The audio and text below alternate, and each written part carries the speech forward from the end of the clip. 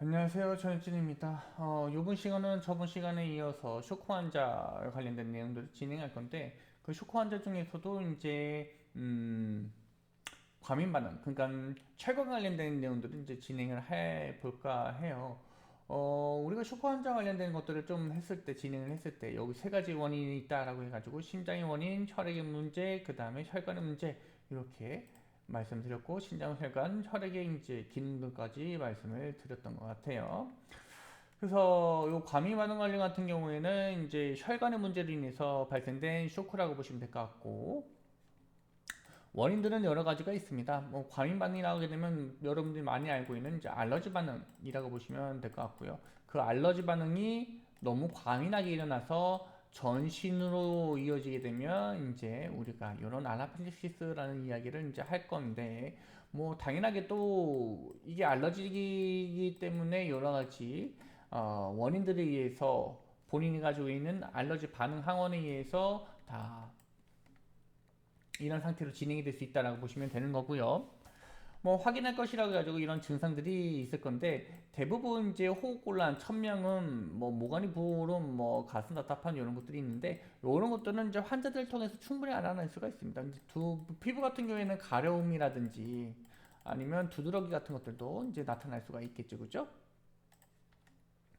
그 해야 할 일 같은 경우에는 기도 후 순환 상태를 점검을 해야 되는데, 이제 의식 확인하시고, 그 다음에 뭐 호흡 확인하시고, 호흡이 빠르다 느리다, 뭐 제대로 숨 쉬고 있다, 숨 쉴 때마다 뭐 이상한 소리가 난다, 뭐 꺽꺽거리는 소리가 난다, 허헉거리는 소리가 난다, 뭐 이런 것들. 그 다음에 손톱을 눌러봤을 때 2초 이내에 분홍색 빛으로 다시 돌아오는지 한번 확인을 해보시면 될 것 같고, 요거는 당연히 여러분들이 못 하시는 거고요. 그래서 요 정도까지 평가를 해주시면 되겠습니다. 이런 주사기는 여러분 이제 에피펜이라고 해가지고 어느 때 많이 만나면, 남성분들 같은 경우에는 군대에서 많이 보셨을 거예요, 그죠? 군대에서 많이 보셨을 거고, 대부분 일반인들이 지금 사용할 수는 없는 상황이라고 보시면 되겠습니다. 그리고 이제 다음 장인 이제 화상으로 넘어갈 건데, 이제 심장을 이야기는 안 했잖아요, 심장. 심장 같은 경우에는, 심장 시원속 쇼크 같은 경우에는 대부분 부정맥에 의해서 많이 발생하거든요. 아니면 뭐 우리가 많이 알고 있는 급성심근경색 같은 것들로 환자가 심장성 쇼크가 일어날 수가 있을 것 같긴 한데, 이 부분들은 여러분들이 특별하게 할 수 있는 것은 그렇게 많지가 않습니다. 솔직하게 말씀드려서. 그래서 지금 하고 있는 아나필락시스 쇼크와 관련된 내용들, 요거와 관련된 내용들, 그 다음에 지금 말씀드렸던 에피네프린과 관련된 내용들, 요 같은 경우에는 우리가 직접적으로, 일반인분들은 직접적으로 할 수 없기 때문에 조금 제한적인 부분들이 있습니다. 근데 계속 강조를 했었던 것들 중에 하나가 뭐였냐면, 신고라도 해줘라.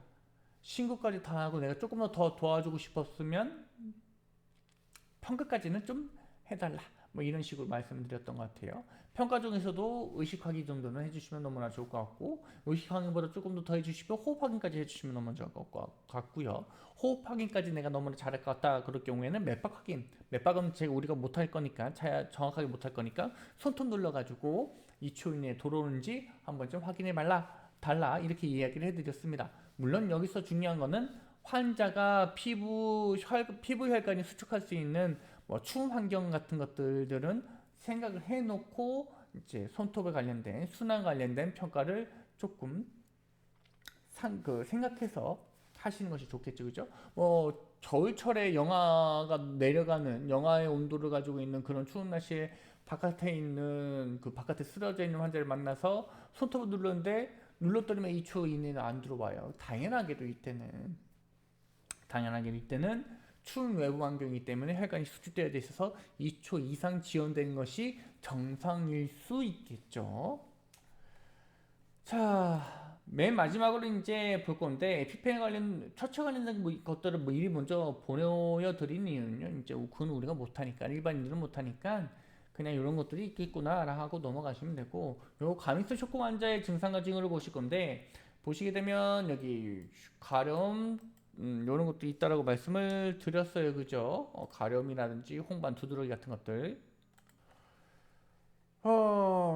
그리고 이제 두드러기 얘기했으니까 이슬이나 혀가 부풀어오는데 이게 생각보다 위험한 상황 중에 하나죠, 그죠? 그리고 이슬이 파래진다, 청색증까지 나타난다. 청색증 어디서 나타난다고 했죠? 호흡기계 문제로 인해서 나타나는 경우가 대부분이다라고 말씀을 드렸었죠, 그죠? 청색증이 나타나는 소리는 위에 있는 기도의 문제가 기도 부종으로 인해서 적절하게 공기 흐름이 적절하지 못해서 발생했다라고 보시면 되는 거고.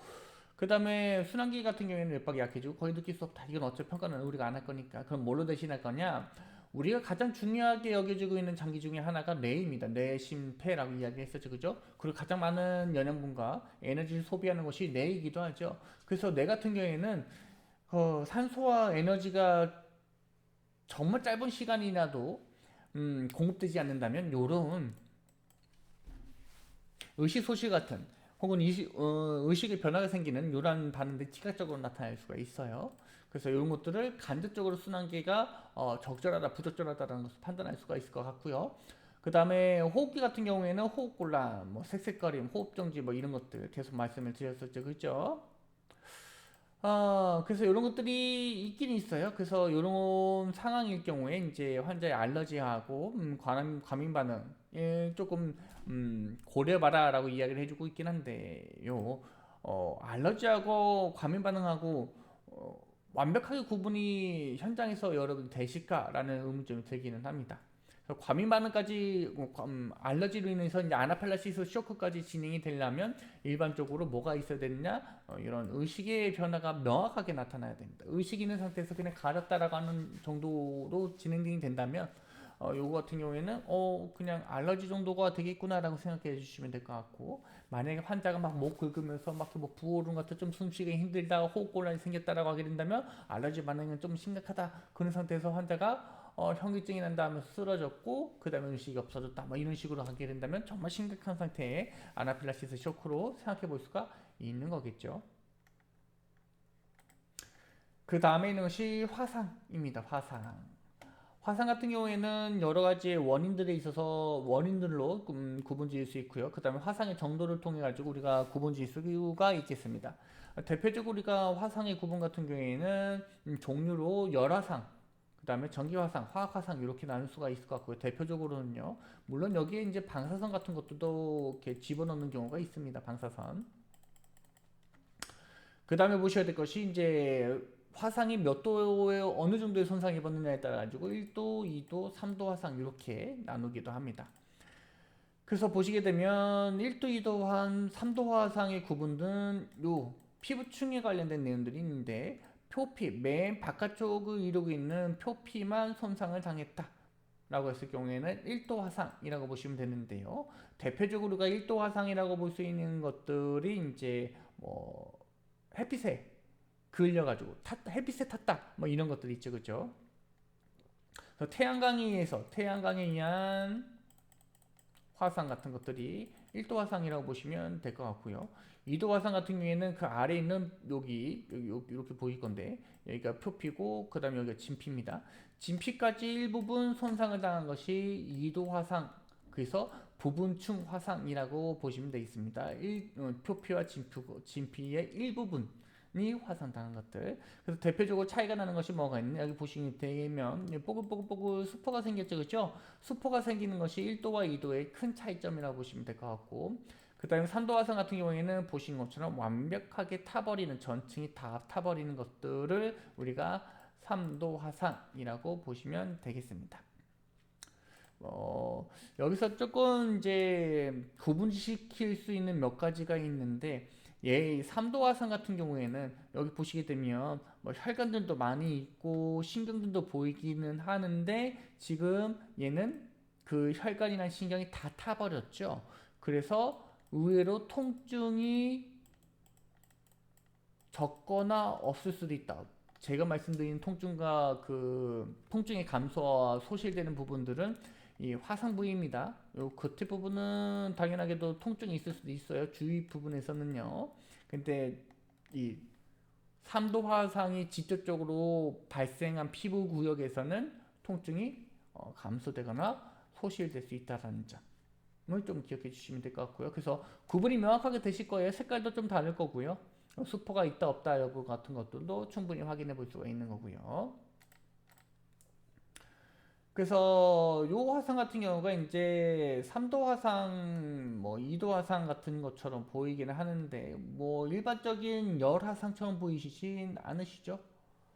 그래서 화학 화상처럼 보이기는 합니다. 뭐 물질들을 이제 뭐 화학 물질들 잡아서 생긴 것 같기도 하고 전기 화상처럼 보이기도 하고요. 그래서 완벽하게 피부가 타버리거나 아니면 원래는 수포가 생겨야 되는데 지금 수포가 생기진 않았죠, 그렇죠?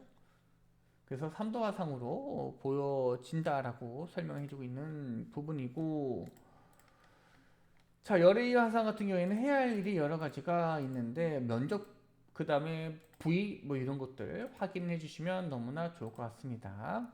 요 중에서 이제 6번 같은 경우가 생각보다 좀 중요할 수도 있거든요. 특히 이제 어르신분들, 노인분들 같은 경우는 기저진을 가지고 있다 보니까 화상 손상을 조금 더 악화시킬 수 있는 여러 가지 질병들이 있어서 그런 질병들을 미리미리 파악해 주시는 것이 좀 좋을 수 있겠다라는 이야기. 그다음 깊이 파악에 대해서는 이전에 설명을 해드렸고요. 이제 면적하고 부위 파악이야 뭐 신체 부위는 다 동일하니까 부위 파악하는 데는 문제가 없을 것 같고 그러면 우리 뭐만 확인하면 되느냐?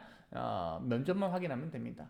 구여 법칙이라는 것을 통해 가지고 우리가 화상의 면적을 확인할 건데 영아소와 성인의 구여 법칙이 조금씩 달라지게 됩니다.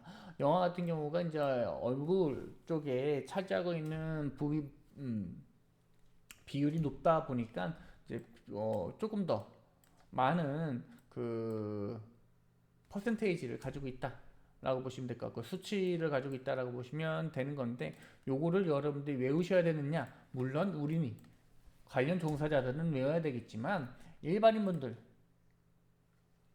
같은 경우에는 굳이 이거를 외우실 필요는 전혀 없겠다. 전혀 없겠다. 그냥 가슴 부위에 어느 정도 왼쪽 가슴 오른쪽 가슴 정도를 다 포함해서 화상 입었어요. 아니면 가슴하고 복부 전체를 다 화상 입었어요. 왼팔 전체, 왼팔의 전면 부위가 전체 다 화상 입었어요. 아니면 얼굴에서 코와 입이 그림 있고 화상 입었어요. 이런 식으로 신체 부위하고 어느 정도의 그 구분시킬 수 있을 정도로만 이제 알려주시면 되고요. 정확하게 숫자를 세 가지고 구의 법칙을 이용해서 면적을 확인해 주실 필요까지는 없다. 저 영역은 누구 영역이다? 그냥 종사자들 영역이다라고 생각해 주시면 되겠습니다. 화상의 정도 같은 경우에는 이런 것처럼 이제 나와져 있긴 한데 요것 또한 여러분들이 아실 필요는 없고 굳이 아실 필요는 없고요. 채표면에 뭐 이렇게 몇 퍼센트 몇 퍼센트 써져 있는데 이건 누구의 영역이라고 이야기했어요? 요거는 그 종사자들 영역이고요. 우리는 뭘 봐야 되느냐? 요겁니다. 요거. 손, 발, 얼굴, 눈, 성기 등의 화상, 신체 부위의 어느 부분에 화상이 발생했느냐에 따라서 중요도가 달라질 수 있다는 점. 이 외에도 뭐 어떤 그 화상들을 좀 신경 써 주셔야 되냐면 관절 부위에 생기는 화상, 그리고 충통인 몸통, 충통이나 복부를 둘러싸고 있는 화상, 몸통을 둘러싼 화상 같은 것들도 조심을 해 주셔야 되겠죠. 호흡과 관련돼서 어느 정도 영향 줄 수 있는 부분들이 있기 때문에 그렇고요. 장기 관련된 것들도 있어서 이런 초표 면적을 외우는 것이 아니고 이러한 형태의 혹은 특정한 신체 부위에 화상이 발생했을 경우에는 우리가 좀 신경 써서 관리해야 되겠구나. 물론 여러분들이 직접적으로 처치까지 해주시면 일부분의 응급처치를 해주시면 너무나 좋을 것 같고요. 그게 아니더라도 뭐 1도 화상인데 뭐 아니면 2도 화상인데 뭐 손 전체가 다 화상이다. 이럴 경우에는 뭐 손 정도야 뭐 그냥 낫겠지 하고 넘어갈 수도 있겠지만 지금 보시는 것처럼 손발에 이런 화상들이 있으면 웬만해서는 병원 치료를 받는 것이 좋겠다. 특히 손 같은 경우에는 아까 전에 얘기했던 관절 부위에도 속하는 거잖아요. 그렇죠? 그래서 적절하게 손 운동이 적절하게 처치를 받지 못하게 되면 손 운동이 부적절할 수가 있겠습니다. 단순하게 이야기하면 화상으로 인한 장애가 생겨서 내 운동 범위가 쭉 피고 쭉 완벽하게 손을 쥐거나 손을 피거나 하는 이런 운동 자체가 이 화상으로 인해 가지고 피부가 조금 잘못 회복된다거나 하게 되면 손을 쫙 피는 게 조금 어렵거나 이렇게 된다거나 아니면 쭉 지는 게 힘들다거나 이렇게 될 수 있다라는 거죠. 그래서 여러분들이 요 신체 부위는 조금 아실 필요는 있겠다. 그렇게 정리해 볼까 하고요. 그 다음에 열의 화상 같은 경우가 있어요. 이럴 때 어떤 처치를 할 것인가. 첫 번째, 몸에 붙어있는 옷을 벗기지 않는다. 화상으로 인해서 피부가 짓눌러지게 되면, 단순하게 이야기하게 돼서 짓눌러진다라는 말이 좀 부적절하지만요, 원래는 좀 쉽게 설명하기 위해서 피부가 정말 짓눌러져 가지고 그 옷에 진물이 나왔으니까 당연히 수분이 나왔겠죠. 그 수분이 옷을 옷에 옷이 그 수분을 흡수할 거고요. 그 흡수된 옷이 말라 부풀어지면서 피부하고 일부분 달라붙는 경우가 있을 겁니다. 그때는 당연하게도 벗기시면 안 될 것 같고, 그 다음에 붙어있는 옷 잡아당기지 않는다. 이거는 거의 동일한 내용일 것 같습니다. 그 다음에 장신구는 위에 있는 옷하고는 좀 다르게 장신구는 최대한 빨리 제거를 해주셔야 됩니다. 화상이 일어나게 되면 일반적으로 이제 부종이 좀 심각하게 발생할 수가 있는데, 그 부종으로 인해 가지고 그 순환이, 이 장신구가 있으면 이 장신구를 기점으로 해가지고 화상이 일어났는데, 이 아래쪽 부분에서는 매우 탱탱 불어놓는 부종이 생겨서, 정말 탱탱 부는 이런 부종이 생겨서 이 장신구 같은 경우에는 붙진 않잖아요. 유동적으로 변동성이 있는 장신구를 착용하는 경우가 없기 때문에 이 장신구로 인해서 이 부종이 점점 심해지고 이쪽의 순환은 부적절하게 되면서 괴사가 생길 수 있겠다. 이렇게 보시면 되겠습니다. 그리고 이 체표면적 같은 경우에가 한 번 더 나오고 있긴 한데, 그냥 여러분들이 판단을 내렸을 때 2도 이상의 환자, 2도 이상의 그 화상이 발생했는데 그 체표면적이 매우 넓은 환자, 등 한쪽 다야, 혹은 앞쪽에 그 가슴과 복부 다 포함해가지고 다 앞쪽하고 등 쪽하고 다 모두 화상이야라고 했을 경우에는 냉각, 우리가 원래 화상 걸리게 되면 통증이 건강하고 화상의 진행 정도를 어느 정도 예방하기 위해서 차가운 물, 미지근 물에다가 이제 그 화상 부위를 접촉시켜 가지고 응급처치를 하잖아요. 그걸 하지 말라라는 겁니다. 냉각이란 말이 조금 그렇지만 약간 시원하게 만드는 방법을 하지 말라라는 겁니다. 저천증을 만들 수가 있어서 그렇다라고 보시면 될 것 같고요. 그 다음에 젖은 수포를 오랫동안 상체에 올려놓지 않는다라는 말이 있는데, 이것 또한 이제 그 상처가 오픈되어져 있는 경우가 많이 있고요. 그리고 그 오랫동안이라는 말이 조금 기간이 애매할 수 있는데, 단기간이 있죠. 30분, 1시간 정도는 그 차가운 수포를 올려놔서 젖은 꺼즈 같은 것도 올려놔서 열감을 빼주는 것도 좋을 수 있어요. 그래서 여기서 말하는 오랫동안이라는 거는 너무 장시간, 5시간, 6시간 이런 식으로 생각해 주시면 되겠습니다. 그까지 올려놓을 필요는 없을 것 같고요. 그리고 젖져 있다는 것 자체가 그 세균들이 왕성하게 활동할 수 있는 환경들을 만들어주는 거거든요. 그래서 그런 것도 좀 안 하시면 좋을 것 같고요. 그 다음에 화상 부위에 열기가 다 식고 식기 전에 연고, 기름, 미낙지 등을 바르지 않는다라는 말이 써져 있는데, 요거는 웬만해서는 현장에서 하지 않으셨으면 좋겠습니다. 웬만해서는 하지 마시고요. 병원까지 오시기 전까지는 아까 전에 말씀드렸던 것처럼 상처 부위를 시원하게 해줄 정도의 응급처치만 딱 해주시고 병원에 오시는 것이 조금 더 좋지 않으실까 싶어요. 화상 연고를 바르는 경우도 종종 발라서 오시는 경우도 종종 있었는데, 그렇지 하실 필요는 없고요. 와서 상처 부위를 어느 정도 확인을 해보고 이 손상의 정도를 병원에서 조금 더 명확하게 확인하고 난 이후에 연고를 바를 건지 아니면 조직 재생을 할 건지 그런 것들은 의사 선생님들이 판단을 내리시면 되겠죠, 그죠? 그래서 각각의 화상의 정도를 확인하실 건데, 이런 부분들이 있어요. 화상 부위에 차가운 천을 대고 통증을 넣어준다. 여러분들 이제 여름이 되어서 놀러 가시게 되면 등 같은 데 많이 타잖아요, 그죠? 태양광에서 이렇게 타게 되면은 이런 처치를 해주시면 되겠습니다. 이부프로펜이나 이런 것들은 약효에서 특별한 처방 없이도 구매할 수 있는 거기 때문에 통증 경감을 위해서 먹는다라고 보시면 될 것 같고, 그 다음에 보습제 같은 것들을 하시면 되는 거고요. 특별하게 병원 치료가 무조건 필요하다라고 이야기하기에는 좀 애매한 부분들이 있죠, 그죠? 웬만해선 치료를 받지 않더라도 자연 치유가 된다. 병원 치료를 받지 않으셔도 된다라고 보시면 될 것 같고, 그 다음에 이도 화상 같은 경우에는 이제 부분층 화상, 수포 같은 거 보이시죠, 그죠? 화상이 있을 경우에는 병원에 오시는 것이 맞고요. 이런 약물들 같은 경우를 먹으셔도 되긴 하지만 일반적으로 집에서 자가 치료를 받으실 게 아니라고 하게 된다면 구급대를 통해서 병원에 오실 거면 이런 약물까지도 먹고 오시는 건 조금 그렇다. 병원에서 일부분 처방을 해줄 거기 때문에 굳이 현재에서 먹고 오실 필요는 없겠다.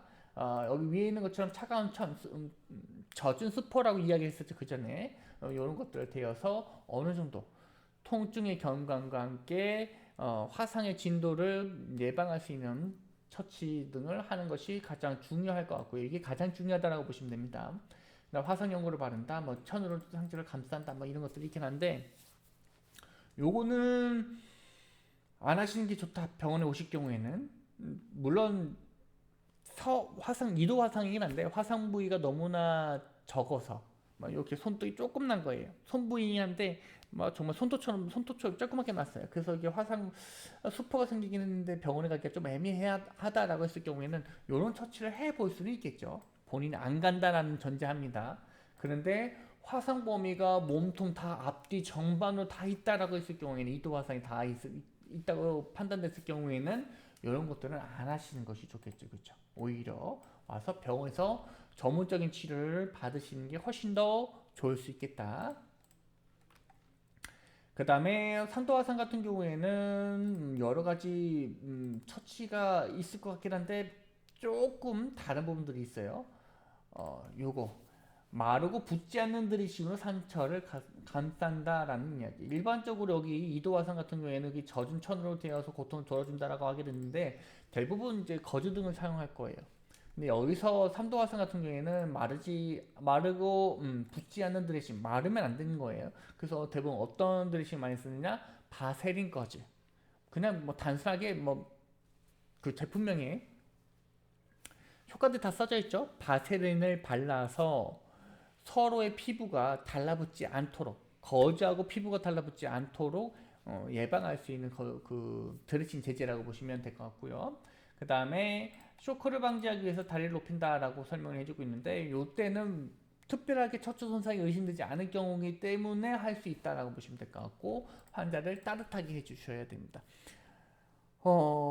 피부가 하는 여러 가지 기능들이 있는데 대표적으로 저번에 말씀드렸던 출혈에서 말씀드렸던 외출에서 말씀드렸던 피부 방어 기제입니다. 외부에 있는 병원체가 피부를 통해서 내부 안으로 들어오지 못하게 피부가 막아주는 역할을 해주고 있는데 피부가 열리게 되면 외부에 있는 세균이나 바이러스가 쉽게 침투한다라고 말씀드렸죠, 그죠? 근데 지금 산도화상 같은 경우에는 피부가 완벽하게 다 지금 망가진 상태예요. 그래서 균의 위험성이 매우 높다. 그래가지고 멸균 드레싱이라는 말을 앞서서 했던 거고요. 그 다음에 또 하나 하는 여러 가지 일들 중에 뭐가 있냐면 체온 조절 능력이 있습니다. 피부가 체온을 어느 정도 조절해주는 능력이 있는데 이것 또한 피부가 완벽하게 망가져 있는 상태이기 때문에 그 기능을 수행하지 못한다라고 보시면 될 것 같고, 그 다음에 흡입 화상. 흡입 화상 보시게 되면 이 환자 지금 보시게 되면 혀 많이 부은 것 같죠, 그렇죠? 혀가 많이 부은 것 같고 그 전에 입술에서도 약간 거뭇거뭇한 거 있는 것 같고 지금 보셔야 될 건 뭐예요? 코털이 지금 타가지고 엉겨 붙어 있죠, 그죠? 요 환자는 뜨거운 기체나 혹은 뜨거운 무언가에 의해서 기도가 화상 입었다는 것을 증명하는 상태라고 보시면 돼요. 이 환자가 무서운 점은 뭐가 무섭냐면요, 다른 건 무서운 게 아니고 맨 처음에 얘기했던 이전에 얘기했던 과민성 반응처럼 뭐 기도에 부종이 생겨요. 그래서 기도 부종이 빠르게 진행되면서 뭘 막을 수 있어요? 기도를 막을 수 있어요. 그로 인해서 뭐가 안 돼요? 호흡이 안 됩니다. 그게 가장 위험한 점이라고 보시면 될 것 같고요. 그 다음에 있는 것이 이제 화학약품에 의한 화상이 될 것 같은데요. 흐르는 물로 화학약품을 제거해야 됩니다. 물론 여기서 몇 가지는 조금 조심해 주셔야 돼요. 내가 전문적으로 화학약품을 다루는 공장에서 이 업무를 하고 있다가 그 대량의 화학물질이 내 몸에 쏟아졌는데 그 화학물질이 물에 반응하는 화학물질이라는 것을 알까요, 모를까요? 대부분 공장 사람들은 알고 있을 겁니다. 그럴 경우에는 흐르는 물로 하시면 안 되겠죠. 여기서 이야기하고 있는 흐르는 물로 즉시 화학품을 제거한다는 이야기는 일상적으로 소량의 화학물질을 내가 화학물질로 인해서 화상을 입었을 경우 조금 양이 있긴 하지만 그게 뭐 대량으로 화학물질이 아니다라는 이런 전제하에 말씀을 드린 겁니다. 일반적으로 사용하는 화학약품 같은 것들 뭐 대표적인 것도 락스라든지 아니면 뭐가 있을까요? 대부분 다 청소 제품일 것 같기는 하네요. 거기가 눈에 들어간다거나 아니면은 뭐 손에 묻는다거나 그런 것들이 많겠죠, 그렇죠? 화학약품을 묻은 옷을 벗기는 것도 마찬가지, 물 20분 이상 깨끗하게 씻는 것도 마찬가지. 이렇게 보시면 되겠습니다. 그리고 화상의 처치는 동일하니까 굳이 보시 않으셔도 좋은데 눈 같은 경우에도 들어갈 수가 있을 거예요. 그래서 눈 같은 경우에는 그럼 어느 쪽으로 물을 흘려야 되느냐? 당연하게도 안쪽에서 바깥쪽으로 해주셔야 되겠죠, 그죠? 예, 오른쪽, 왼쪽 눈이 있으면 오른쪽 눈에 뭐가 들어갔다. 그럴 경우에는 눈, 코 이렇게 있죠. 코 쪽에서 바깥쪽으로 흐르도록 고개를 돌려가지고 여기서 물을 재워주면 물이 이렇게 흐르는 겁니다. 여기서도 마찬가지예요. 이렇게 흐르도록. 그래서 코 중심으로 이제 물을 쏴준다라는 개념을 가지고 계시면 될 것 같고요.